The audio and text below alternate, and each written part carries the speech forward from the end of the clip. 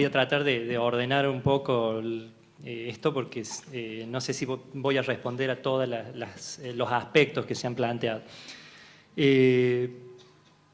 Bueno, con respecto a lo que señalaba Jorge sobre los diferentes sistemas métricos, ¿no?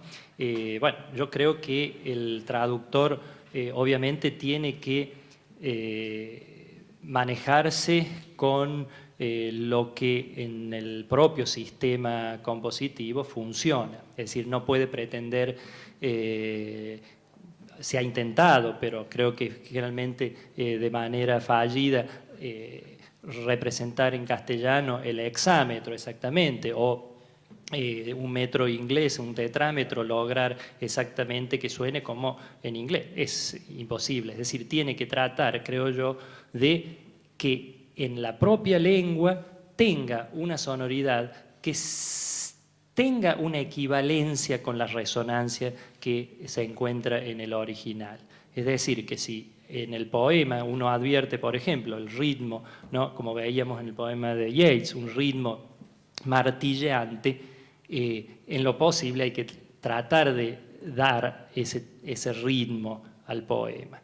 Yo creo que cuando se traduce se está haciendo un trasplante, ¿no? Un trasplante que muchas veces es sumamente vivificante para la propia poesía, para la poesía de la propia lengua. Es decir, toda traducción creo yo que es, en ese sentido, es riquísimo, ¿no? Lo vemos justamente en los dos grandes periodos, quizá de la poesía en lengua castellana, fueron el resultado del trasplante de una música extraña. En el primer caso, en el siglo de oro español, no se explica sin el traslado de la música italiana. Y en el caso del segundo gran momento, el del modernismo y el que se inicia con el modernismo, es también el traslado de la música francesa a la lengua castellana. Es decir, creo que en ese sentido siempre es enriquecedor la traducción. Ahora, yo no creo que, ¿cómo decir? No creo que sea imposible traducir con rima y con métrica, ¿no? Creo que se puede traducir y que hay muy buenas traducciones con métrica y con rima. Es decir, en un sentido no diría que es imposible. Creo que hay textos que sí son imposibles de traducir con métrica y rima y que, bueno, se traduce como se puede. Es decir, si uno logra que suene natural en castellano, un poema que ha sido concebido con una estructura clásica. Pienso, por ejemplo, el caso de Frost, que es muy evidente. Es decir, Frost, un poeta, un clásico en la modernidad. ¿Sí? Que es un poeta moderno, pero es un poeta que trabajó y quiso trabajar con estructuras compositivas tradicionales. Creo que uno, como traductor, tiene el deber de intentar reflejar esa estructura, esa creación, esa conciencia estética que tiene el poeta original. Con mayor o menores posibilidades. En ese sentido, me parece que, bueno, que uno tiene que con humildad aceptar que hay casos en que no logra llegar y tal vez otro poeta sí lo logra, otro traductor sí logra encontrarle la vuelta a un poema. Eso de las afinidades que decía Berardinelli me parece muy cierto. Es decir, uno no puede traducir a cualquier poeta de una lengua que conozca. Tiene que haber algo que a uno le permita ese prodigio, porque tiene algo de prodigio cuando de pronto una traducción sale bien. No creo que la música sea un corsé, es decir, yo creo que es decir, si en la medida en que se lo siente como corsé a la métrica y la rima es porque algo no está funcionando, eso me parece evidente, pero no creo que sea ¿cómo decir?, algo que el poeta lo sienta como una camisa de fuerza en la cual está constreñido. No, es como al contrario, es un estímulo, es algo que le permite encontrar nuevas posibilidades. posibilidades imaginativas, posibilidades también rítmicas. Creo que sí, que la música, en ese sentido sí, acepto la observación, creo que la música es consustancial a la poesía, ¿no? A la poesía lírica me parece que van unidas, ¿no? Lo que pasa es que hay muy distintos tipos de música, esa es otra cuestión. Es decir, si uno lee y admira, como admiro, Residencia en la Tierra de Neruda, obviamente estamos hablando allí de una gran poesía en verso libre, pero un verso libre que resuena magníficamente, ¿no? Entonces, yo creo que hay distintos tipos de música y que el traductor, en lo posible, tiene que intentar acercarse a esa música que encuentra en el original, ¿no? Es bastante como humilde, digamos, en el sentido, creo, la actitud del traductor. Tratar de estar lo más próximo al poeta que admira y que está intentando traducir. Es imposible. No podés reproducir la música del inglés.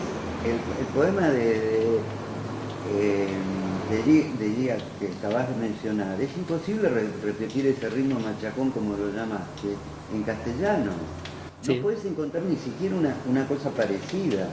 Entonces, ¿cuál es el sentido, digo y repito, de buscar otro ritmo distinto, que no va a ser ese machacón, sino que va a ser estridente o ramplón o lo que fuera, cuando puedo más bien traducirlo en verso libre?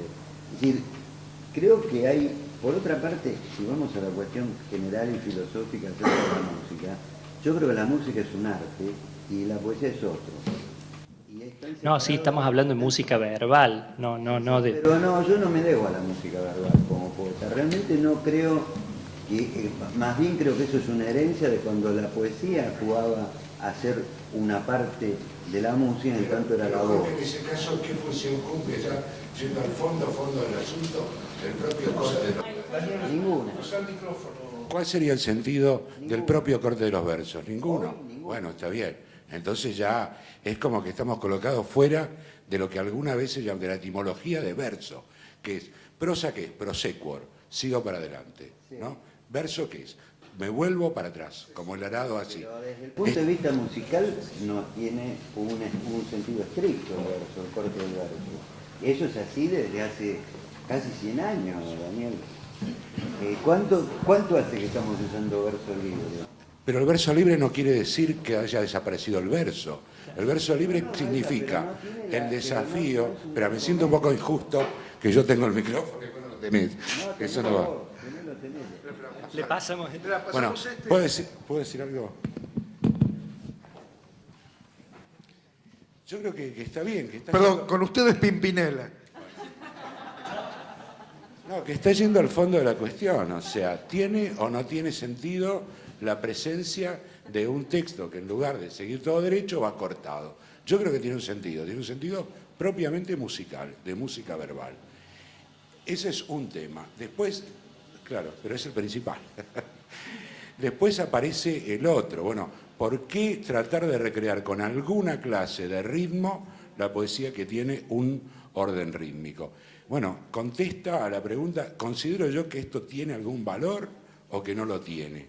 O sea, ¿tiene alguna importancia que en Shakespeare los versos tengan entre 4, 5 y 6 pies?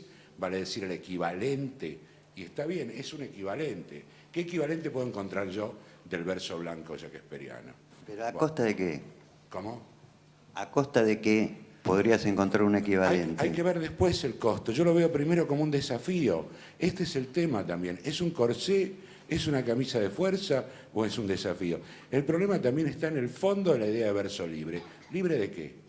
O sea, ¿liberado de qué? Es ya ver de movida al metro regular. Una pregunta que francamente es puramente efectista. Preguntar liberado de qué.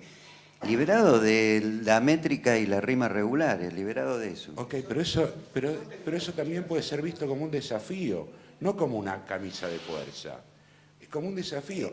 Vos sabés que hay una cantidad de rimas más o menos que se pueden medir estadísticamente. Entonces, desde ese punto de vista es un corsé, no hay ningún desafío, a menos que sea el desafío de jugar al Tetris, qué sé yo.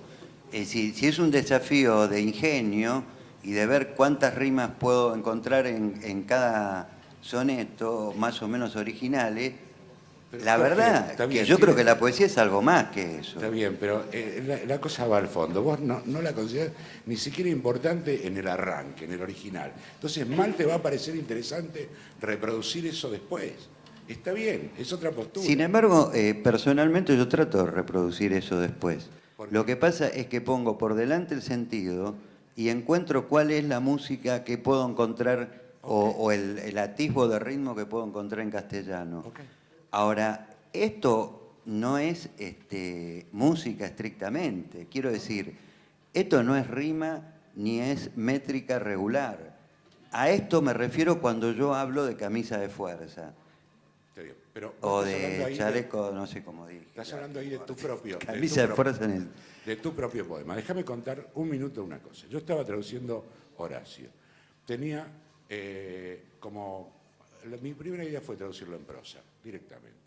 Eran suficiente la cantidad de problemas de vertir el sentido, de la selección del lenguaje. Aparte conocía excelentes traducciones en prosa al inglés, al francés. Me parecía totalmente legítimo.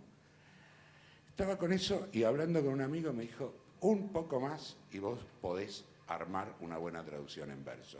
Ahí está latente. Dije, pero ¿qué verso? ¿Cuáles son los equivalentes del verso latino? Me puse a pensar y a estudiar ese asunto.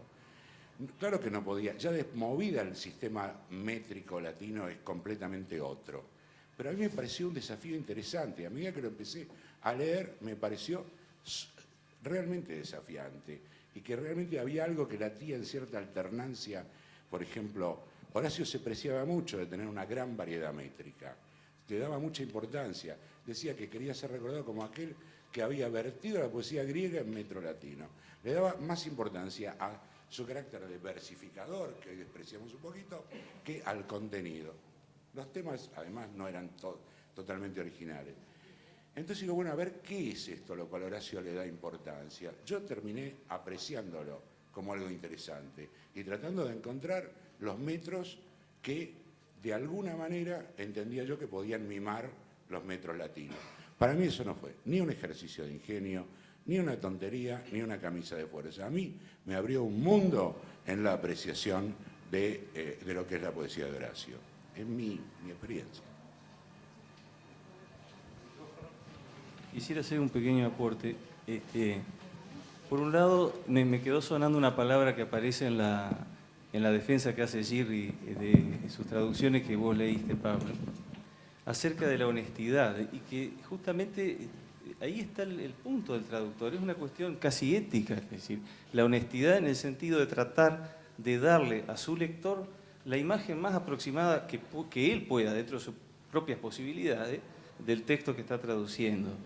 Entonces, digamos, lo que decías vos recién de la posibilidad de traducir en prosa a cualquier poeta, por supuesto que es posible, es una de las tantas posibilidades y no es que sea un pecado capital, pero desde luego que el que traduce en prosa le está escamoteando a su lector, bueno, una dimensión del texto que es central, dado que se trata de poesía. Si se tratara de prosa no habría ningún problema, pero si es poesía, la traducimos en prosa, bueno, ya hay una dimensión que se está perdiendo.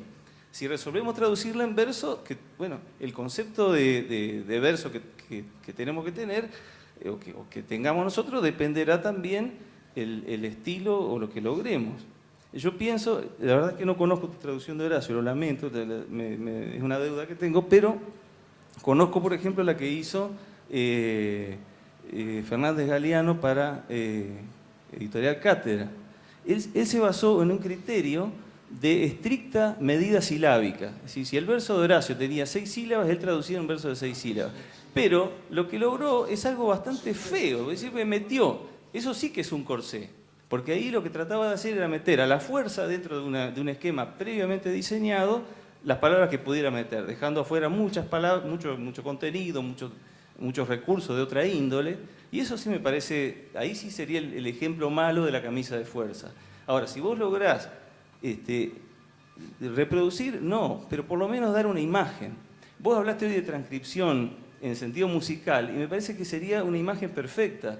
Si vos escuchás una obra de Bach compuesta originalmente para violín y transcripta por el mismo Bach en clave, suena distinto, pero es la misma obra.